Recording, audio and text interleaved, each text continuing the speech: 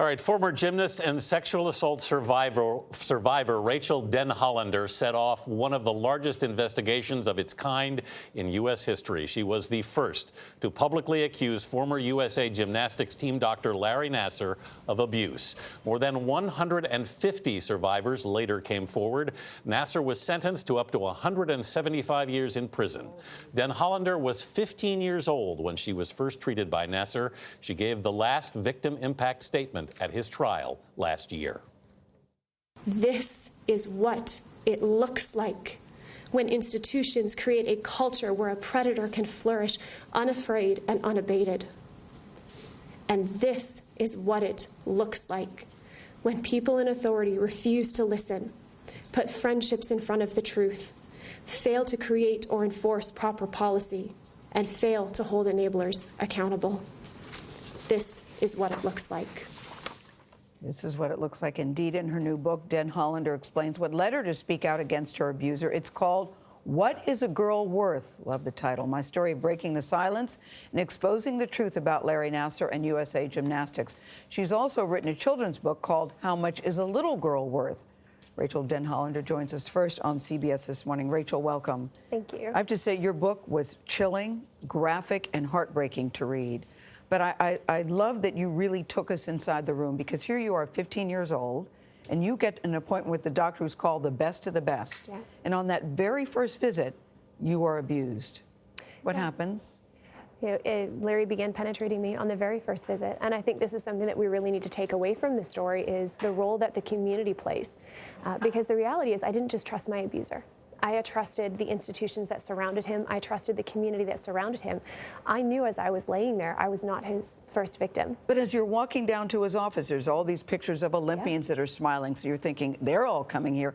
The thing that really gets me, though, Rachel, is your mom was in the room. Yeah. How is that possible? Your mom's in the room. Yeah, Larry was very skilled, and he used the relationships that we held the most dear against us. He would block her view so she couldn't see what he was doing. Of course, I didn't realize that.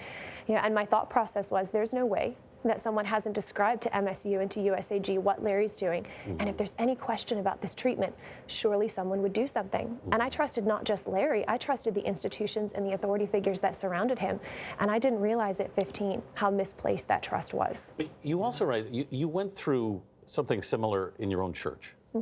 And you write that it left me with a lesson I've never forgotten, and that in fact took into the exam room with Larry. If you can't prove it, don't speak up, because it will cost you everything. Yeah, that's a lesson every sexual assault survivor knows. We watch how sexual assault is discussed when it comes up in the political sphere, when it comes up with a prominent sports figure, and we see what people say about those survivors. We see how they rally around the person who's been the abuser, and we know it's not safe to speak up. But even when you went to a coach to say, listen, this happened to me, she told you, listen, we can't verify it, maybe you better not say anything. What does that say about our culture, Rachel? Yeah, I think it says a lot of things. First and foremost, that we still really absorb a lot of cultural myths about rape and sexual abuse. And I think something else we really need to learn from this is that enablers don't look like a bunch of men sitting in a smoke-filled cigar room saying, we think child rape is fine and we're going to let it go on. More often than not, it's someone in our community who desires to do the right thing but has not taken the time to learn what the right thing is and doesn't understand the dynamics of abuse. So when they receive a disclosure, they respond in a way that silences the survivor and causes insurmountable damage.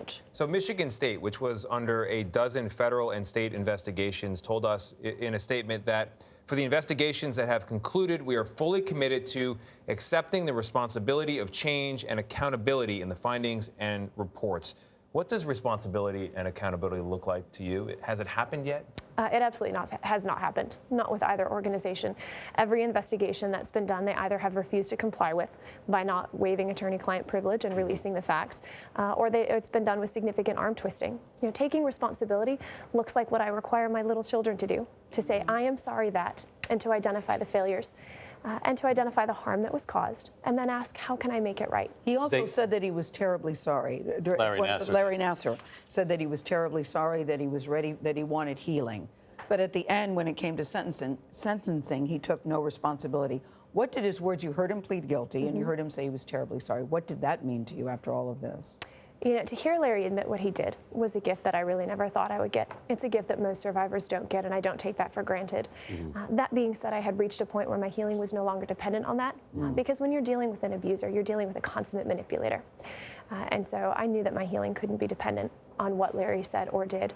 And I think what we saw with Larry is exactly what we needed to see. We saw the power of manipulation, how an abuser can turn on the tears, how Even they in can, the end, he was even in the end. manipulating, Yeah. saying during Absolutely. the sentencing. USA Gymnastics told us that the process for addressing reports of sexual misconduct is stronger and better defined. They also said it made changes like mandatory reporting and policies that set boundaries between staff and athletes. Are you satisfied with what they've done? Well, their last two appointees were already under investigation in Safe Sport for having abusive environments in their gym, and they didn't manage to catch that before they appointed them, or didn't think it was a problem before they put them in charge of athlete safety. So if you have to be told to do a background check on your new appointees 3 years into the worst sexual assault scandal in sports history, I don't think you've learned very much. Going forward, Rachel, I Denhollander. think this is important. You said it's okay not to know what to do for people who are concerned, but what? But you have to ask. Yeah, You it's have not to okay learn. not to ask. Absolutely. Rachael Denhollander, thank you so much for being with us.